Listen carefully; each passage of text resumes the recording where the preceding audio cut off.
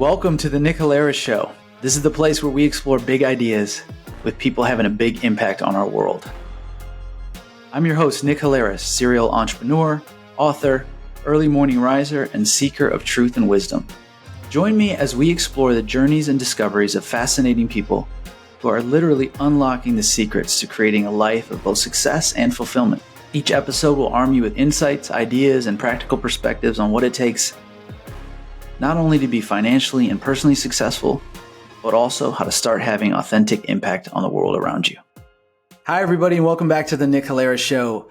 Our guest this week is Jamie Gruber, who is a thought leader, an entrepreneur, and the host of the Tribe of Millionaires Podcast. Jamie, welcome to the show. Man, it's great to be here. Appreciate the connection from Adam Hill, and it's great to meet you. Yeah, thanks, man. Adam is a great guy, and he was a great guest on the show. We got a ton of super positive feedback from our listeners about him and his message and just his sort of persona. He just gives off a certain kind of energy that people respond to. Yeah, I know he's not immediately before me, but either way, he's a tough act to follow. So it'll be fun. For sure.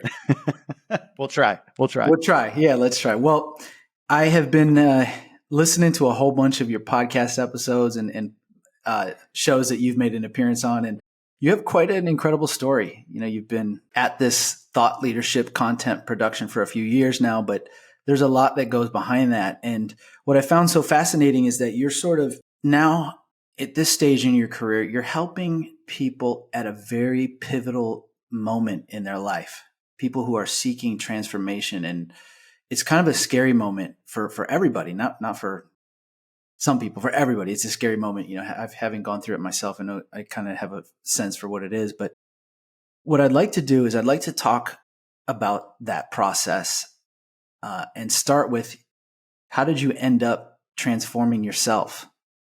What was going on in your life? Like, maybe that's a good place to start this. You said, you know what, I'm not happy on the current trajectory and there's something else out there for me.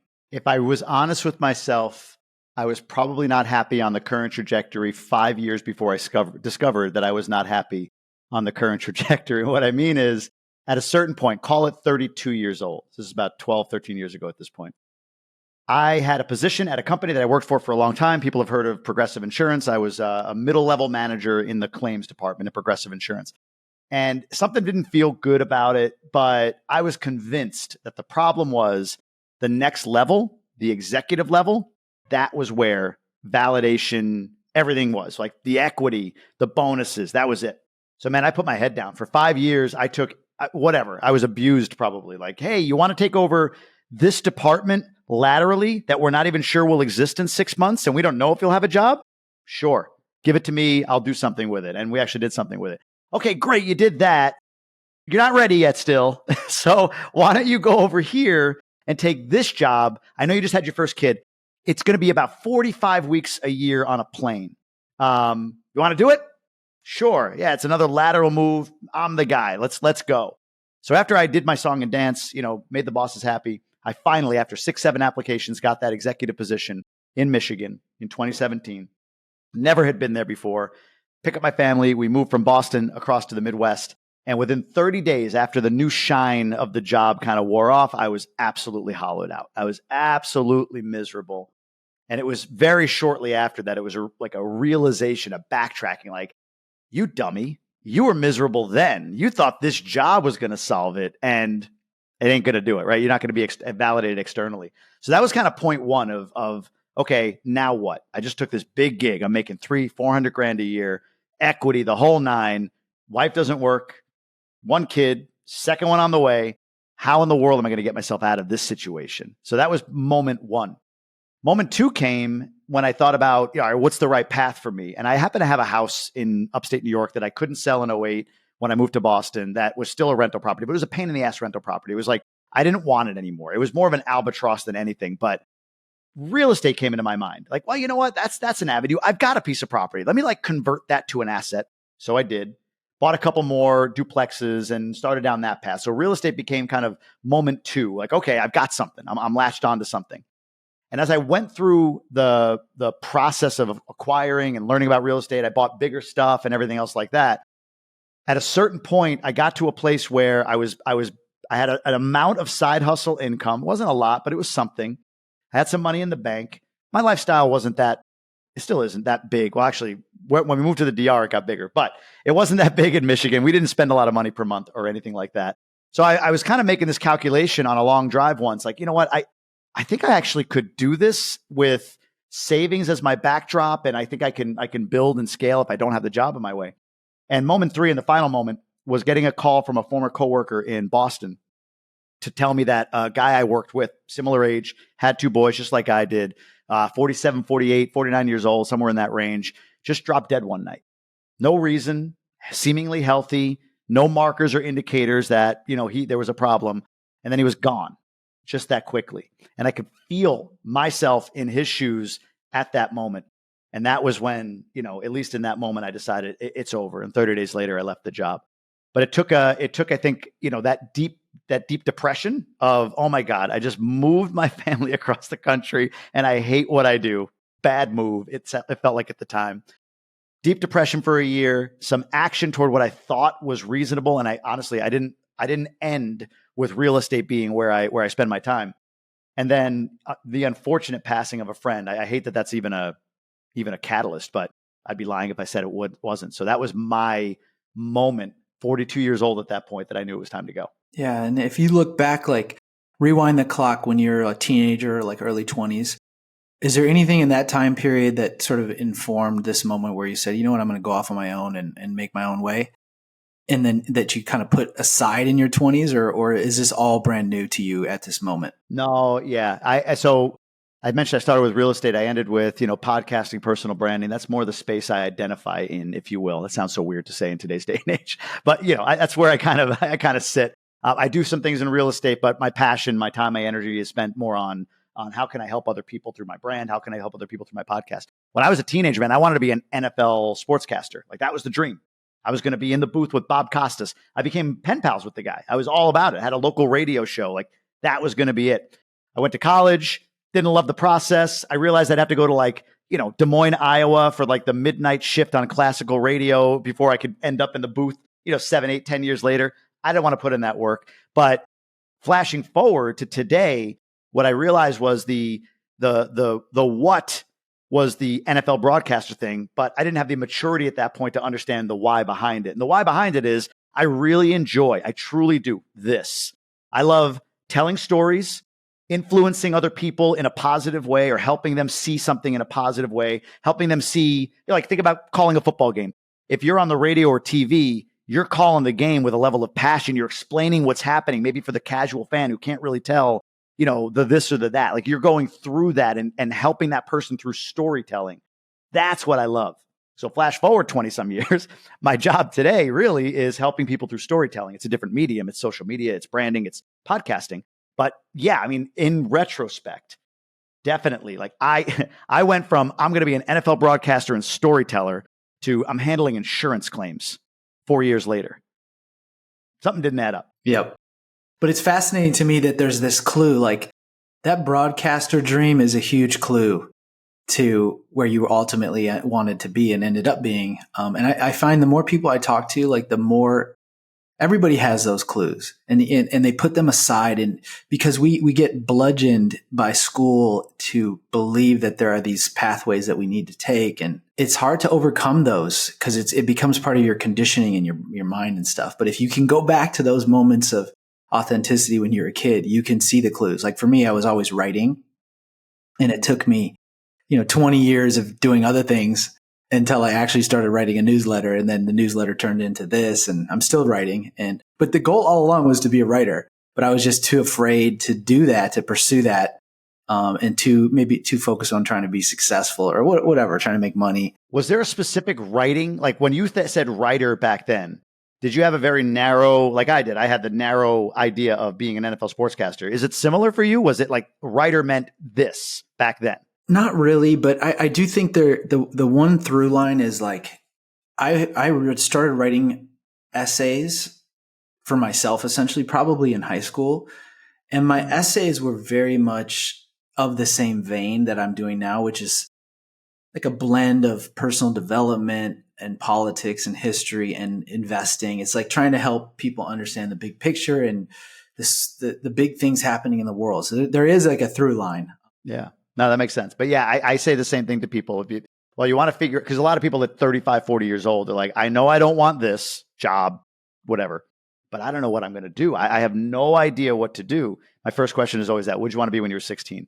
Some people say like, oh, a baseball player, football player. I think that's okay. I think you can ask the question like, well, why? What was it about being a baseball player, football player? Was it the limelight? Was it the team dynamic? Was it the idea of working in sport? Maybe just, should you be a gym teacher or whatever? Go sell suites at the Rams Stadium. Who knows? But the point is, there's when you ask the why behind the what from 15, 16, 17 years old, there's usually something that you can dissect from there. The hardest ones are like, I always wanted to be an engineer. And it's like, okay, you are, right? So, but you can't figure out why it's not for you. Again, why'd you want to be an engineer? Like engineer feels like you're an engineer. So you're going to go with logic. Oh, well, logically, because I like numbers on page and building, engineer. Well, maybe it's a completely different potential career or potential business that you could start than engineer is the tried and true path. That's why you don't feel fulfilled. But it's smart, man, what you said, because you go back to that time. There's so much information and wisdom in that more innocent version of you. Yeah, for sure. Hey guys, this is Nick. I wanted to take a quick break from the episode to share some exciting news. In addition to the podcast, I want to make you aware of some additional content we're putting out. And best of all, it's 100% free. Our Profit Plus newsletter consists of weekly insights about what it takes to find meaning in the pursuit of modern success. This is the place where we explore big ideas at the intersection of markets, business, politics, and life as we seek to empower our readers to have an authentic impact on the world. If you're serious about finding fulfillment amid success, then definitely check out these additional insights. Just go to subscribe.nickhalaris.com. Again, that's subscribe.nickhalaris.com. Now let's get back to the episode. One of the things that's fascinating, you're the second person that we've had on the podcast who ended up in insurance and hating it. So this is the second time in the last month, actually. So one of our guests was like, nobody wants to end up in insurance. And I ended up in insurance. And he told this funny story about it. It sounds like you had a similar thing happen in your career, but how did you end up at Progressive? Yeah, it's funny. I didn't really so I was on the claim side. Keep in mind, I always have to remind people that I didn't sell it. You had an accident or something like that, I dealt with it.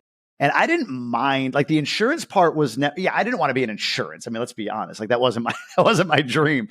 But what I really enjoyed about the job when I got it was it allowed me to leverage certain skills. I was really good with negotiation. If you get in an accident with somebody, your policyholder hurts somebody else or does damage to that other person's vehicle, your job is to mitigate the cost associated with that. That's the job. So that means, you go out and somebody goes well, you got a nick on your bumper, but owie, my neck. I was really good at getting them for $100 to sign a release. Come on, you're not hurt. There's no damage here, right? I was good at resolving claims. So I enjoyed that. And I had a lot of leeway as a newer claims adjuster, surprised how much autonomy I had at the time. My bigger issue as I moved along and the company grew and scaled and got bigger, it's a $50 billion company. When I started, it was under 10, right? So it's not small, but much smaller, was the autonomy became, it was less at a $400,000 a year salary than I had at a $26,000 a year salary. But my responsibility was sky high. I was responsible for everything, being a top 500 guy in a 50,000 person company. But my autonomy or agency was just follow the process. Don't deviate. Don't think outside of this box. And when you have that dynamic, that's burnout. High expectation, low agency, burnout, right? That's the recipe for it. So insurance wasn't necessarily what I didn't like. I didn't love it either. Don't get me wrong. Reviewing a policy and telling somebody they're denied, that just feels shitty. It doesn't, even if it's clear and you can explain it very with one sentence very logically, it just doesn't feel very good. I always said in that industry, the people that nobody trusts generally are used car salesmen, attorneys, and mechanics. You have an accident, those are the three most trusted people in the world, and the least trusted is your claims adjuster. Right. So it's completely thankless and all of that. But my bigger issue was less. I did have the issue of insurance. I can't imagine being 70 and saying my life was insurance. But if I had agency and autonomy over my organization, I don't know if I would have had the gumption to jump out. I might have felt slightly unfulfilled, but wrote it out as opposed to getting out of it, which to me was more about I got to own my life and what I want to do with it. Yeah. That word autonomy, I think, is such a super important word, because I feel like many people get into these like midlife crisis moments, let's call them, and they think they're looking for more money or more power, but most of the time they're actually looking for autonomy, because they're feeling completely out of control or unfulfilled, and that magic thing they're looking for is freedom, in a sense. And it's hard to, in our society with all these established pathways, it's hard to admit that to yourself. Like, you know what? I just want to be my own person. I don't want to have a corporation controlling my schedule or something like that. It's hard to admit that. I think that's a leading indicator to answer the question many people have of, can I do something on my own? Can I be my own boss? Doesn't mean you should, and maybe you won't be, but when you have that, because when you have autonomy as like a value, yeah, if it's to the point where it's like crippling you to go to work, like you're just miserable going to work, that's a key indicator that there's an entrepreneurial spirit within you. There are people that cannot exist outside of that structure. They don't want autonomy. They want to be told exactly what to do. And you know what? Those folks should have jobs. They do a great job with a job. But for those who have that sense of, why do I feel miserable? And it's something like, I need agency over my time. I need autonomy over my life. I need to be able to be in control of my own destiny. Like, if you're questioning whether or not you have the entrepreneurial spirit, I've learned you do, if that's the thing that you're craving most. Yeah, that's such a great point. Like, it's almost like it doesn't manifest inside of you unless you have the capability. Yep, 100%. I completely agree with that. The other thing that's fascinating about your story is that real estate was sort of an entry point for you to go on your own. And I find that to be sort of a common thread as well. It was a thread in my life where the first thing I did when I quit the corporate path was start buying real estate. And so I completely empathize with it. And I ended up I'm still in it. I stayed with it for quite some time, but that has to be the most common entry point. Like, what in your experience, like, drew you, or what was exciting to you about real estate when you first got into it? It was a myth. So the myth was, okay, wait a minute. If I just have 100 doors at $100 a month, I got $10,000 a month in cash flow. The reality is, and I think even more so today, the reality is it doesn't work that cleanly, and it doesn't work that quickly, usually. Typically, depending on what you're buying, if you're doing something value add, which, I mean, I don't know how you don't and actually, gain. You got to buy a value. I mean, you can buy turnkey, but no one I know of has a good experience with turnkey property. So if you're buying value add property, there's going to be a long time for you to get the rents up to improve the property. There's a sewer line that's going to go, right? Like, that $100 a month is not reliable. There's vacancy. There's a bunch of stuff that happens. So I learned quickly, like, wow, real estate doesn't cash flow quite as quickly as you're led to believe by listening to, a Bigger Pockets podcast or whatever it might be. So, and I say to people today, like, if you're going to quit your job and try to become a real estate investor, I would go into the business of real estate, raise capital from others, syndicate, because then you have acquisition fees. Like, that's real tangible money that you can fund your lifestyle with, or at least a portion of that you can. You probably want to invest some of that money in the deal as well, or start or buy a business, because business is where you get immediate cash flow, in my opinion. Real estate is the greatest wealth builder in the world, though. I believe that right now, and I still invest in it for that reason. So when I started, to your point, real estate was attractive because it was like, okay, I make a good buck. This is like, well, it's entrepreneurial. And I think, honestly, one of the bigger things, it's explainable. Like, when I have to eventually say to somebody in my W-2 world, in my friends, family, everybody that's like, would think I'm crazy for walking away from this job. If I say real estate investing, that's socially acceptable. So I think part of me was anchored into that. If I said, I'm going to be a podcaster, or I'm going to have an Instagram profile and build a business under that, I would have felt like an infant, and I wouldn't have been able to stay through it. So I think real estate gave me a sense of security, a sense of credibility in the path I'm pursuing. And we could talk about how I pivoted from it, but those are variables that I think were in play for me. Yeah, I had the same kind of experience. Like, right? Yeah, I was super attracted to it, to the idea of having a financial profile that wasn't tied to like working, and real estate seemed like the most obvious way of doing it. But as I got into it, you realize, one, it's incredibly competitive. And, maybe in the early 20th century, like, you could just buy real estate and live on the cash flow. But it's so competitive out there right now that you basically have to learn how to financial engineer returns. That's what Yeah. being in real estate is. So it's about structuring the deals correctly, doing something to improve it, and then letting enough time go by. And you can get yourself properties that end up producing inordinate amounts of cash flow to fund your life, but that is very difficult and takes a long time.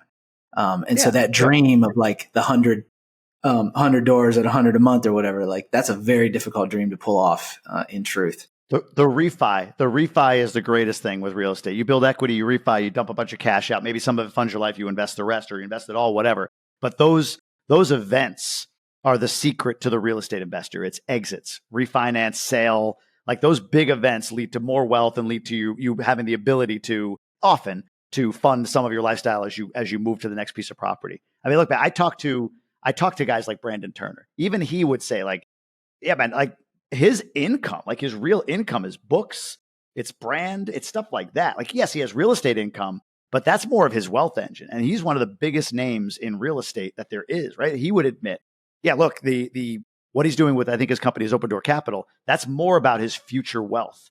It's not as much about today's income. He's got other irons in the fire for that. Yeah, for sure. So you started buying the real estate, but you ultimately came to the conclusion that your real sort of passion was to start helping people and be a content creator. How did that shift happen? So when we first started buying real estate, I had a partner at the point at which I went from single family burrs to multifamily. I was, oh man, that's the reason I'm not cash flowing. Let me get into multifamily. So a partner and I got together. We met each other through a mastermind, and we put together a really good looking business plan to give to a broker, a commercial broker. I had 5 doors. He had 3, something like that at the time. So it's like, hey, we're real. We got experience. We have this experience we can leverage with this broker plus this great plan. Brought it around to brokers, and they were like, that's cute. We'll put you on our 4th list of buyers that we send these deals to. So once it passes through our top buyers, our second top buyers, our third top, then you'll get the 4th deal. I'm like, what's going on here? So we got no traction with brokers. So we sat down and thought of this idea. Essentially, it's like, look, we're going at this from a standpoint of like who we know. How do we get in the room with those people? How do we get this, like, it's all about who you know, the brokers. Instead, we flipped it to, it's really about who knows you. So we started a local meetup called Multifamily and More. And we called it that because there was no multifamily meetups. And we thought maybe they've tried and failed, so we'll add more on there. So if it's not well attended, we can always pivot. So we start this meetup, Multifamily and More. Like 15, 20 people show up to the first meetup, and they all are there for multifamily. So we filled this need with this multifamily meetup.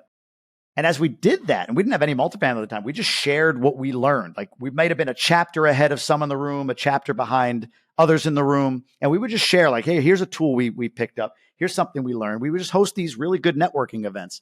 And I really, really enjoyed that. I really enjoyed just getting in front of folks. Hey, here's what I learned. Let me give it to all of you. So as that grew month over month over month, and we kept bringing people back consistently, to be honest with you, that's what brought us the deals. We never closed with any broker. All of our deals came from connections within that multifamily meetup group.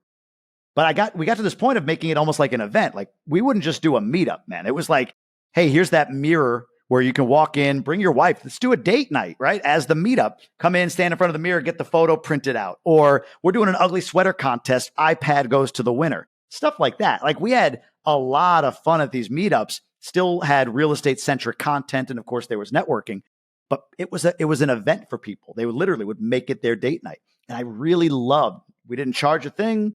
It was while I still had my job. I really loved that process. I love the idea of just delivering value. So you could see the translation to social media, just putting out content and hopefully it's helping people. So that became the thing. So I was like, okay, look, I started in real estate and now I'm thinking like, I kind of like this event branding stuff. Like I had a YouTube channel at that point, small, I was putting out stuff on podcasts. I was being invited to speak on different platforms. So I liked that. And then as time went on, honestly, I just got sick of talking about I didn't want my brand to be real estate. I wasn't about that. So I pivoted over to more of like that mindset and self-development and everything else, which became a community I have. And then when I quit my job, there's a ton of questions from people about that, obviously. We started from the jump. Like most people want to do what I did statistically. They want to be able to leave their job. Maybe they move abroad or whatever. They're nomads, who knows, but they don't want their job. So when I got to that point, when I quit my job, that became an element of my brand. But I always say to people, you need to start somewhere. Real estate was my start. I thought this was what I wanted. And I learned some things I like. I learned some things I didn't like. One of the things I liked was the ability to bring people together around this one topic and add value to them. It's like, oh, branding. So branding became the offshoot of me investing in real estate. And then it kind of iterated from there. Yeah. And so what are you doing now? Like, what kind of mastermind work are you doing now? And what's your focus? Yeah. So I a lot of what I am doing today, I credit to a mastermind I joined called Gobundance. This is there's a women's version of it too, but a men's mastermind group that is for entrepreneurs. You have to have $1 million in net worth, which, I was at a company 21 years. I had a decent sized 401k. Sounds cooler than it is. But you had to have $1 million net worth to join. I'm like, well, I guess I qualify. So I jump in, and man, getting around these guys that are doing things at levels way beyond where I was. That's where I met Adam. That's where I met, a lot of different people. And just being held accountable to, well, first off, being able to share my big, hairy, audacious goal, the one that I couldn't share to my mother, father, friends, because they might look at me sideways. I just felt silly. I could share it with these guys. Guys, I want to travel 3 months a year with my family. That's what I want to do. I don't want this job. I want to be able to travel 3 months plus a year with my family. Share that with them and then be held accountable to that version of me. So that community gave me so much value and propelled me toward quitting my job. I went to the guys that founded it and said, hey, what is the number one thing you're working on? They're like, we would love to build a community like this for future millionaires. Do you want to partner on it? And so I did. So I built that. It's called Emerge. It's a Gobundance community for, again, future millionaires that are looking to be the best versions of themselves, not only financially, but in their health and their relationships and so on. And I get to serve that community on the daily, which is a lot of fun. Just got back from an event in Chicago with Adam that we talked about, Adam Hill, a prior guest. And yeah, man, so that's a big element of what I do. I have my personal brand, which tends to center now because of all the questions I get asked around. How'd you leave a job and move out of the country? Like, how'd you do? I sit in a cube in Ohio and it's gray. How are you doing that next to a palm tree? Can you teach me that? So my brand centers around that. And my real estate career has pivoted to more of a general partnership position in a syndication firm. On this whole topic of sort of workplace dissatisfaction, you probably talked to thousands of people who are in that cubicle chair, just like depressed. Like, what do you think is going on in American society that is causing so much psychological pain for people to be in these positions? Like, what's your theory on the backstory? More is expected for less. I mean, it really is. I'm not a union guy per se, but I understand the value of somebody protecting, like the workers' rights. And look, I'm not complaining. I was making a good buck. But as an example, I was put in, and I put other people in my corporate job, elevated positions with no increase in pay. So you're going to have the responsibility, you're going to have the expectation, and we're going to call it that for your development. So it's for your development that we're doing this, but you're not going to be paid more. There's going to be no additional compensation for that energy, time, and brain damage of going up a level. Maybe it works for you, maybe it doesn't. So I think there's just much more expected for much less of a return. And I don't even mean financially necessarily, but much less of a return in fulfillment. I think the biggest thing, and I learned this from a guy named Jeff Hoffman, who founded Priceline. He's an amazing guy. I was lucky to have him on the podcast. He talked about this, a story about his company and why it's successful. And I see this in companies. There's very few that are wildly successful. Most companies, mine was this way, will recruit and onboard people that they are vetting for alignment with their vision. So in other words, company A has this vision. They interview person B, and they want person B, they want to know that they are fully enrolled in company A's vision, and then they'll offer you a job. When a company or a boss flips that and honestly brings somebody in, and the interview or the discussion or the entire focus is, what do you want in this life? You hear stories like, I want to buy my mom a house because we grew up poor and we had nothing. And she still is like, I want to buy my mom a house. Like when an employer or a boss gets on board with that person's vision, it's in their cube and they're there like helping that person achieve that vision. I mean, think about the cultural shift in that. Now it's about that person. It's about what they're trying to accomplish, not indoctrinating this person into a dogma that's going to accomplish, hey, we beat the competition. Like no one is going to die on their deathbed, sit on their deathbed, glad that they achieved massive success as a W-2 employee. But that same W-2 employee will die grateful that they were able to take care of their mother, in that example, by leveraging this beautiful gift that they had, this job that they have, and the people that were around them. If the employer actually turns the light on them instead of putting it on themselves. I think that's a massive distinction. And I think it's, to be honest with you, I think that's what Gen Z is, the younger millennials, Gen Z, like people vilify them for being lazy. I think that they are absolutely leading on this. They're refusing to simply go along with, a level of abuse in some ways, or they're simply not willing to go along with settling and living to work. They want to work to live. And I think that is such an admirable trait. I think in the future, they'll be looked back on as a very wise generation for how they're handling this right now. Yeah, there's definitely a shift. Like whatever the social contract was that like our parents bought into about working for companies and getting 401ks and then living the golden years in retirement, like no one believes that anymore. That's definitely changing. And I like your point about the leadership. We've actually had several guests recently. We've been exploring this topic of leadership, and both of the guests talked about this problem in a similar way that you did, which is like the dissatisfaction is a function of leaders who don't care about their employees. And it sounds like in the Priceline example that you gave, like that person was showing you, well, here's how you demonstrate that you care about your employees, and gave a very tangible example of it. But it makes sense. Like these corporations are under so much pressure to produce short-term results, and they're incentivized to produce short-term results. And so people are like treated as just another input increasingly, and they're tired of it. It's like they're not like a commodity. They're a human being, and they have value beyond what they're doing in that cube, but it needs to be recognized. I couldn't agree more with you, man. Like I think the beauty of entrepreneurship and the failure of the W-2 life or the corporate life, and even if you think about it all the way back to, how education teaches us or conditions us, is in entrepreneurship, failure is something that you strive to achieve as quickly as possible and understand that it's necessary on the road to success. It's flour in a cake. Can't have a cake without flour. Can't have success without failure. In school and then corporate America, man, you better not fail. Failure is a red F on the top of your page. Failure is the identity of you as a student. They're a failing student. They're an F student.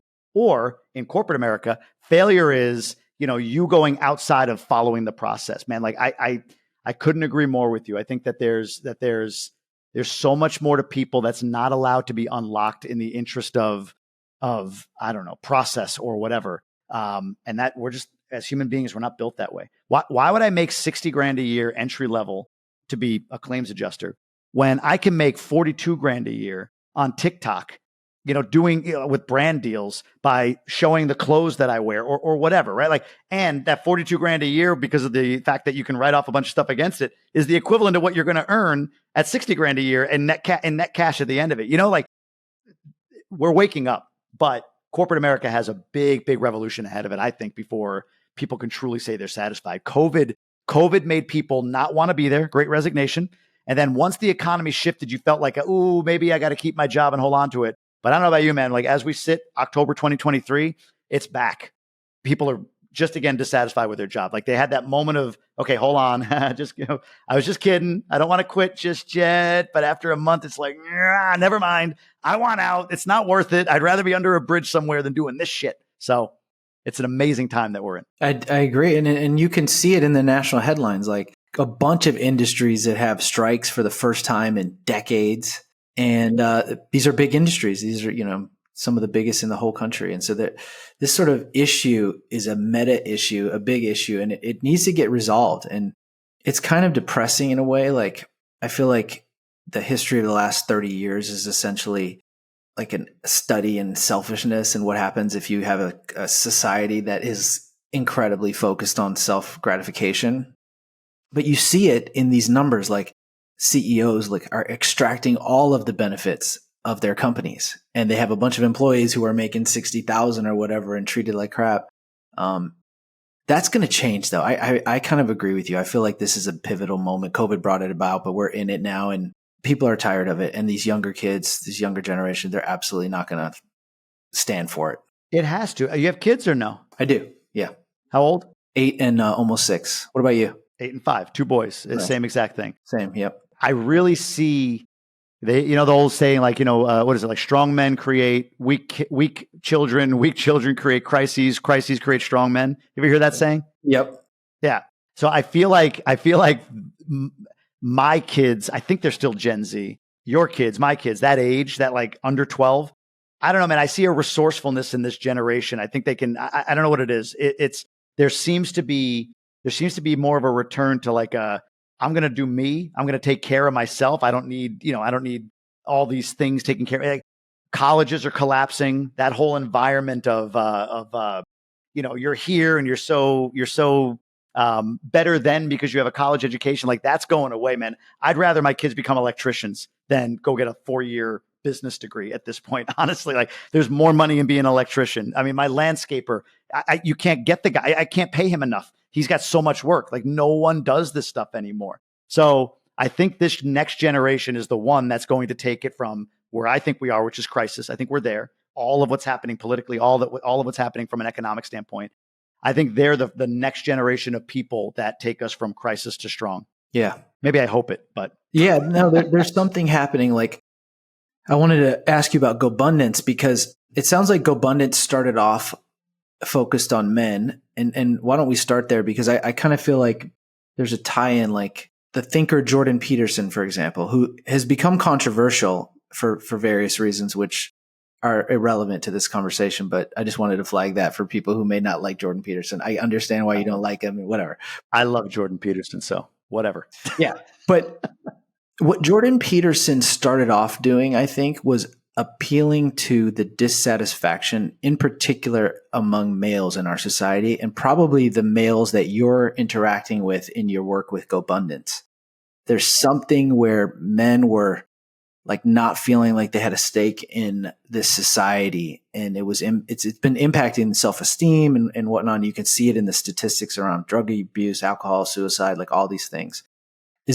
Are you still seeing that phenomenon as you work with people who are in part of these programs? Like, what does it look like out there? Oh my God, man. Yeah. So you mentioned like Gobundance is tried and true. It's still a men's mastermind. They added on Gobundance Women's. It's a women's only mastermind is one of the parts of the brand. But the base of it has been for a decade, as long as it's been around, a high net worth men's mastermind group.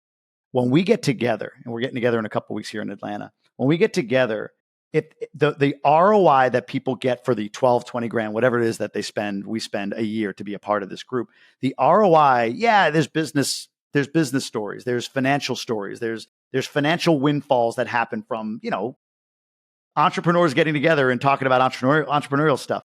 But the ROI that's unwritten, the ROI that you can't calculate, is the ability to bring your whole self to a room and share vulnerably all that's going on with you. Because I agree with you. I think that is missing in this society. Men, and you and me both, are taught to, keep it in, swallow it, don't cry, right? That tough exterior that's still an expectation of men.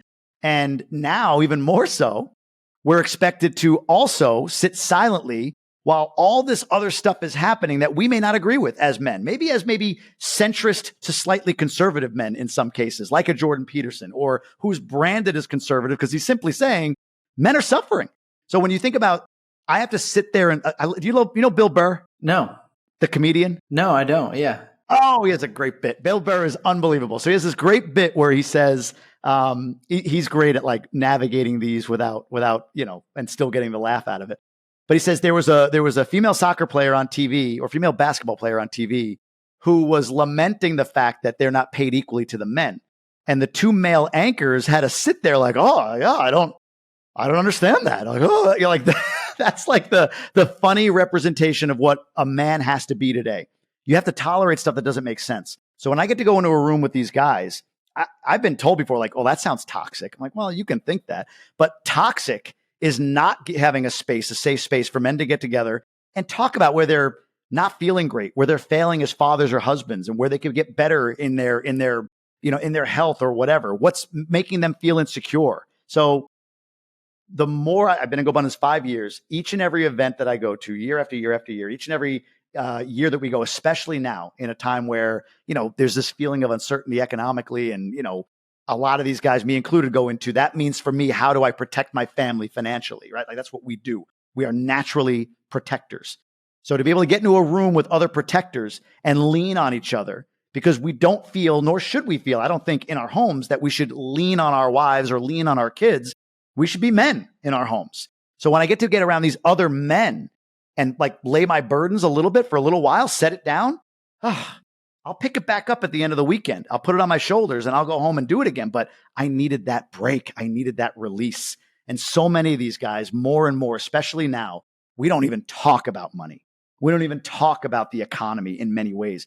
We're talking about that pain that we're feeling, that heaviness. And again, no one cry for me. No one cry for any of us. That's not what I'm saying. But that's the space where we can go to share vulnerably how we're feeling and put it down for a minute. And then we can pick it up again and be better versions of ourselves going home.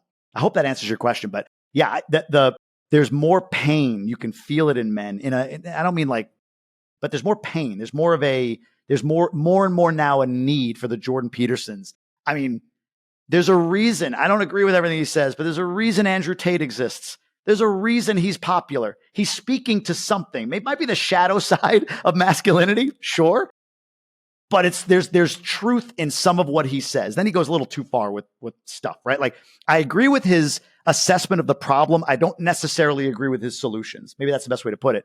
But there's a reason this guy has gotten international acclaim, right? It's not just, all the men in the world are a bunch of chauvinists. It's like, no, men are men.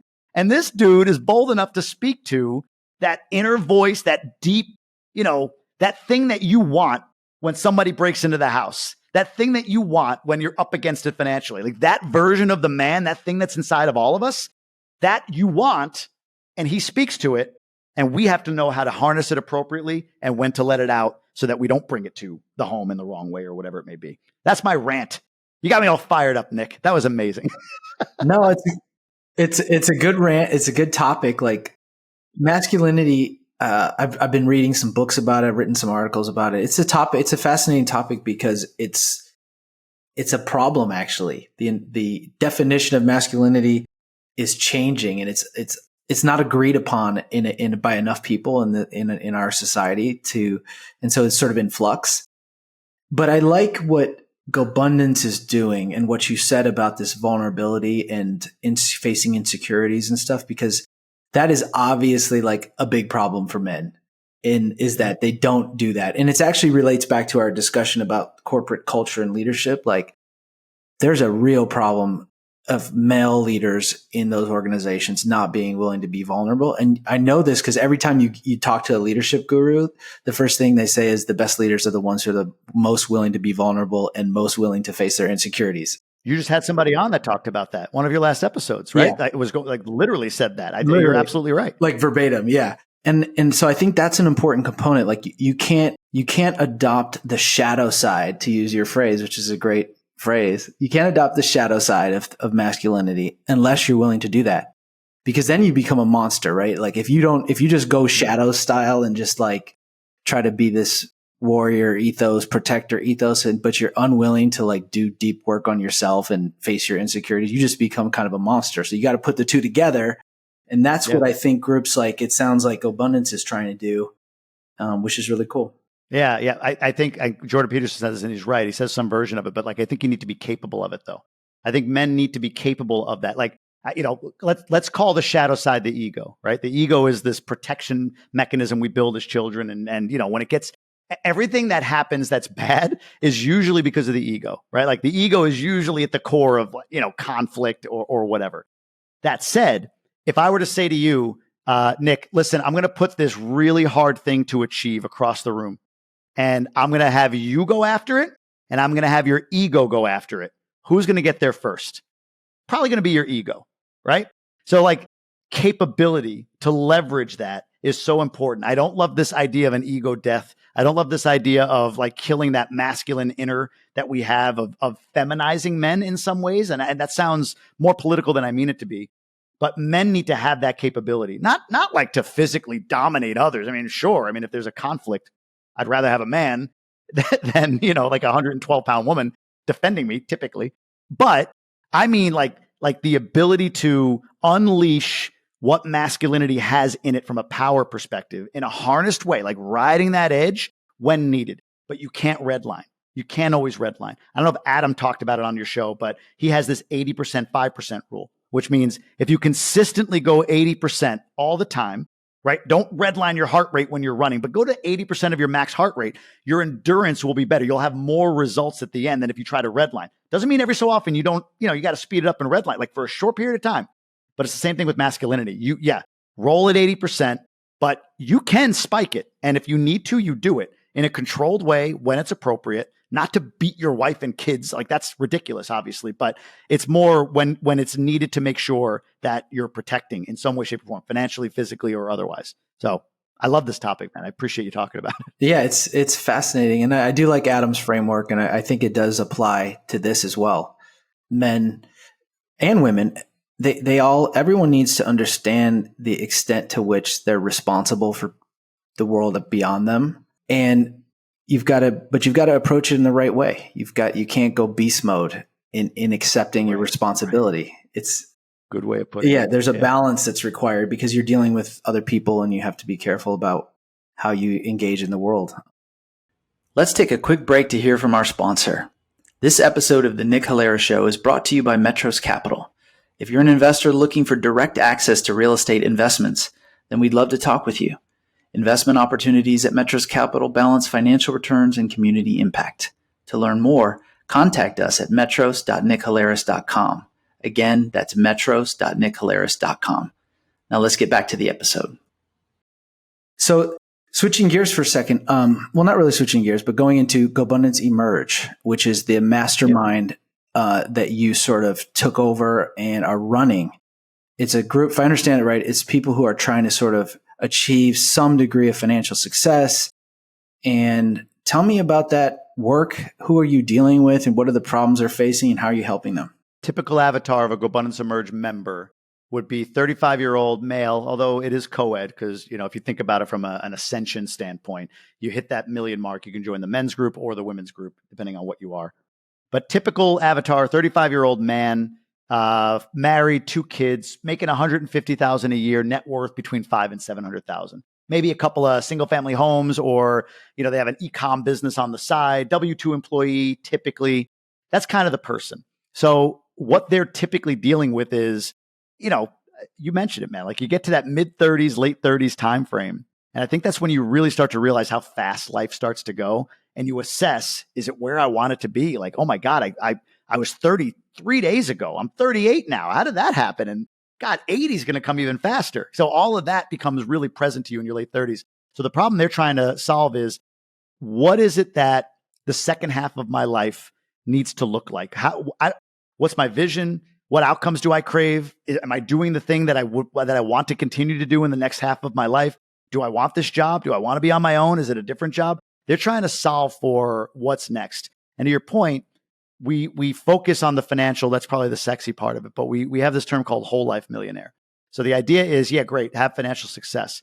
But we have 5 other pillars around health, relationships, contribution, adventure, and then accountability is the other one. But, on the journey, having some sense of like, wow, yeah, we did some really cool stuff together while making some money and building bonds within ourselves and getting accountability toward being a better dad when I get home to my kids.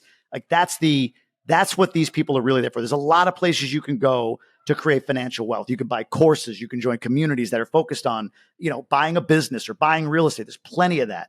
What's hard for people to grasp when they hear about this and they're wondering like, well, what do I get? I'm like, it's not a course, man. Like, this is how you have to look at it. Why'd you buy your house? And most people say, oh, great neighborhood. There you go. You want to move into a neighborhood with amazing neighbors, like-minded, who are trying to be whole life millionaires themselves. And there's a whole bunch of amenities in that neighborhood, meaning the community has different structures that are provided to you.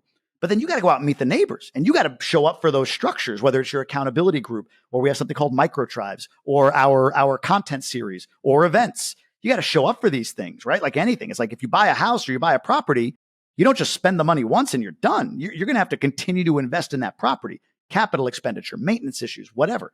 Same thing with your development. So this community provides a place where you can go into a room, share your vision without restraint. This is where I want to go. It feels silly for me to say, but I could say it here. This is where I want to go. And then leveraging that network and those connections in order for you to actualize whatever it is you're trying to do in your health and your relationships and your wealth or all of it. So that's how I define all of Gobundance, really. And Emerge is just built in sort of the same way as Gobundance men or women. It's a community of high performing people who want to be vulnerable and share and hold each other accountable, not to who they are or who they've been, which most of our friends want to do. Why are you doing that? You're this guy. No, that's who I've been. But these people in Gobundance, they hold me accountable and we hold them accountable to who I'm becoming. So the second I deviate from future me, that's when they step in. And it's served me in so many ways. And I just took that energy and pretty much placed it in the Emerge community. Nice. Yeah, I really like that vision. I feel like having engaged with this type of content that is out there, the self-help content, like one of the reasons I started writing and doing this podcast is I felt like there was an over focus on the financial side. And I understand why that exists, because we live in a very financial world and money happens to be incredibly important. So you can't really ignore money in life. You've got to earn money, especially if you have a family and you need to take care of people, like it's required to earn. But I agree with this sort of premise of Gobundance, which that's actually not what people are looking for. They are looking for connection, meaning, purpose. They want to be fulfilled, not necessarily be rich. Like rich sounds interesting to everybody, but the ultimate aim of a human is much more serious than that. And it sounds like that's what you all are finding with your work on a regular basis, right? Yeah. There's a great book, Die with Zero, Bill Perkins. He's actually speaking at an event of ours at the end of this year. And that, to me, right there sums up what you just said. His whole premise, Die with Zero, is, handing your kids or family money at whatever the end of your life is, cool. But in exchange for not having the experiences, like I want my kids, and I'm always working on this. I'm not great at it. I'm getting better, I hope. But I want my kids one day, whether I'm alive or not, to say, oh my God, Dad and I always played Monopoly. Dad would always play, or Dad would always jump in the pool. Or we would go to the beach every Sunday with Dad and Mom. That's what they want. Or remember that time we just recently went to Medellin, Colombia. We toured the whole city. Like moving to the Dominican Republic. Like I want them to have that as the memory of me, not a dead body with cash left behind it, And so that premise, the idea that even we're bringing in this guy, Bill Perkins, Die with Zero, to speak to a group of multimillionaires, that room in particular is a little bit of a higher net worth group within Gobundance. If these guys in that room are worth 80, 100, 150 million, $200 million, some of them, and they're bought into this idea of like, like, cool, I have a jet. Cool, I can go do whatever I want whenever I want to do it. But what does it matter if I don't have the memories? That's why adventure is one of those core pillars of this community. Yeah, there's so much more. But it's good that the focus is on both, because people who live in America or anywhere around the world, they do need to figure out financial life as well. Yeah. But there's a way to figure it out where you can pursue prosperity, but also not neglect things like your health or your relationships at home or your relationship to your community. I love that you have that pillar about the contribution, because that to me is like the easiest way to find, like, completely change your life and become happy is start making contributions to your community. Yeah. It's very easy. You can change your whole mindset in like a half an hour by going to do some service. Not only that, but you can get better results. I'll share this. Like, so I joined this group, of millionaires, and I went in intimidated. We share every quarter with each other in these little groups that we're broken into. We share everything. Here's my net worth. Here's how much I made. Here's how much I'm paid in taxes so far. Here's my body weight. Here's my body fat percentage. Here's my blood pressure. These are the adventures I've taken. These are the goals I have. This is where I need help. All of that gets shared every quarter. We have this tool that we use. And the first time I did that, man, like, I qualified, like I said, but some of these guys were like earning my net worth every quarter. So I'm shrinking. Like, what am I doing in this room? What the hell? What am I don't belong here. So the first year or so, I kind of, showed up, but didn't show up. I wasn't really there because I just felt intimidated, imposter syndrome, all of that. I met with a bunch of guys in person in Orlando, and some of these guys that were, financial rainmakers, man, like we got deep and vulnerable on some relationship issues they had. And I shared some things that my wife and I had worked through. And in that moment, I was the $1 million a quarter guy, because we were talking about something else of equal value, relationships, right? Yes, financial freedom and all of that is great, but relationships are equally, if not more important. So that pivoted my mind to like, you know what, let me just show up and give. I'm not going to worry about, I dropped this money. What do I get for it? A lot of people do that. Most people do that. And I get it. We're a consumerist society. Here's 20 grand. Where's the car, right? Where's the keys to the car? Or 50 grand nowadays. But when I decided instead to say, you know what, I'm just going to show up and do whatever I can to add value. And my energy is connecting people. I'm really good at connecting people. Everything started to happen from there. My partnership in the syndication firm happened from just serving the guy that ran it. I met baseball team owners and went to games in a game in the owner's suite as a result of simply serving them with something that they needed. So I think when you get around the right people, it's not about what you can get, it's what you can give. And the get comes somehow, some way. You're not expecting it. The get comes by just being that person in service. It's a law of the universe if you want to go with that. But I don't know. That's the way I think contribution shows up. It doesn't have to be like I donate to the ASPCA every month. It can be, and that's great. But I think contribution in terms of giving to others, time, energy, your thoughts, sharing, connection, whatever it might be, I think that's where the true value is gained when you just do that without expectation. Yeah, well said. I agree that it is like a law of the universe. There's something about the human mind. My belief after experimenting with this for like a decade, I feel like the human mind subconsciously can pick up intent. I like that. Tell me more. Tell me more on that. Yeah, when you're interfacing with another human being, and you actually have like a intent, to support them or be their friend or help them in their journey, make a contribution or give, to use your word, they can pick that up. It might not be conscious, but they absolutely pick it up. They'll smile at you.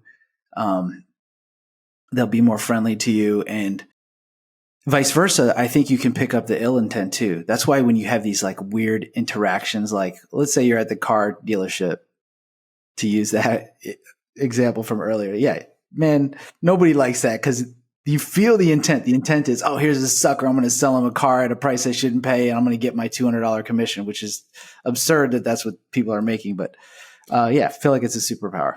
Yeah, that's a great point, man. Because I know you're right. I've felt it. I felt when somebody's like this, I want out of this conversation. This person's just looking to kind of drain me or milk me, right? It's fake. Their attempt to add value. They even ask the question. And honestly, I think even well-intentioned people I've done this, could benefit from changing how they offer value to others. Like one of the questions I hate the worst is when somebody says, and I've said this, so I'm guilty. Hey, how can I help you? How can I add value to you? Something like that. God, the burden that places on whoever it is you're talking to come up with something. And the assumption that you make that they have any sense of what value you possibly can offer is just like heavy. Like I hate when people ask me that. I'm like, I don't know, coffee? like I don't know what you could do for me. But the ones who I see do it great and the ones I model are the ones who get into an interaction with somebody and they're really listening and they're hearing what this person's working on. And then they'll say, hey, you know what? I got a guy who's an excellent digital marketer. It sounds like that's the path you're going down. Like maybe you need some help there. Did I hear that right? Yeah. Well, digital marketing is our next step. Happy to connect you. Let me know. Right? That's like specific value that you can add as opposed to how can I add value to you? It's a great intent, but it's like bad execution. It's different than what you were saying. Like you can sense the bad intent. Like this person's just looking to get something from me. But even when you do have great intent, the execution is way better when that intent is met by listening and then offering specific value as opposed to just, I don't know, sort of lazily. And again, I've done it, so I'm criticizing myself with this. Lazily just asking, how can I add value? How can I help you? Yeah, I agree. Like there's nothing wrong with asking that question, but you're way better doing it how you described it, which is like listen to the person and figure out what they need and how you can help them. And if you're not great at that, a pivot on the question is simply, what's the number one thing you're working on right now? Yeah. What's the top priority you're working on in some part of your life right now? And that person will share. And then you can maybe, oh, okay, I know how I can help this person if you can, or who I can connect them to. So that's my thought. Love it. Well, this has been a phenomenal conversation, Jamie. Thank you for being so open. I have one final question for you, which is, now that you have, you're well into this journey, you're podcasting, you're managing this Gobundance Emerge program. Like, what's your vision for the future? What are you trying to accomplish in the next several years? I really love podcasting. So I recently reset my vision because my 3-year vision expires at the end of this year, and I've accomplished the big parts of it, leaving the job, living abroad, all of that. So my vision now, and they always say like, make sure it's It excites you and it scares you. So my vision, the outcome I'm looking for is I would love to just simply have a top 10 podcast in the world. So when a new presidential candidate announces Robert Kennedy, I want them to say, all right, let's get on Rogan. Let's get on Lex Friedman. Let's get on Dax Shepard, Tim Ferriss, and Jamie Gruber. Like, that's what I love. I love interviewing. I love guest procurement. I love meeting people on both ends of it. This is fun for me. I love the art of it. I love the entire aspect of podcasting. So I'm working really hard on building my profile, because that's what really attracts people to a podcast. Like, if you've got a profile, then they'll listen to you interview that person as opposed to just hearing that person. That Matthew McConaughey has been on every podcast, right? But what's Nick Halaris's brand? I want to hear Nick ask questions of Matthew McConaughey because I know Nick and how he asks questions. Like, that's what I want. So if I spent my days in my beautiful vision here, I spent my days being able to interview somebody every day or 3 days a week or whatever that I really want to talk to and be able to share that with the world in the way that helps. That's my vision. That's what I want for the future. Beautiful, man. Well, I would love to help you out on that journey. I kind of feel like I'm on a similar path. I love this art of podcasting. It's fun, right? It's very fun. It's incredible. Yeah.